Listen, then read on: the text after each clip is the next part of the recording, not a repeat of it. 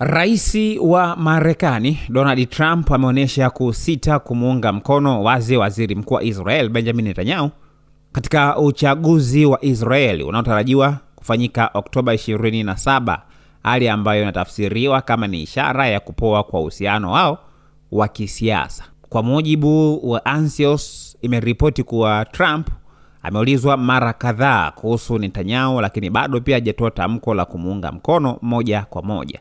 Na kwa mujibu wa Axios hiyo, Trump bado pia anamheshimu Netanyahu binafsi, lakini amekuwa akikasirishwa na baadhi ya maamuzi yake, hasa tofauti kuhusu Iran, Gaza na Lebanon. Ripoti hiyo pia inasisitiza kuwa Trump anaamini Netanyahu amekuwa adui wa nafsi yake mwenyewe kutokana na maamuzi yake ya kisiasa na kijeshi ambayo yanatishia maslahi ya muda mrefu ya Marekani katika ukanda wa Mashariki ya Kati.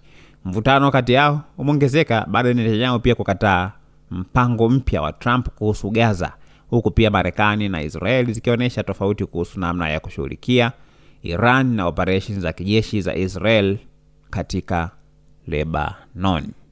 Maoni yako na mtazamo wako ni upi? Usiache kusubscribe channel yetu ya YouTube ambayo inasomeka Dodoma TV.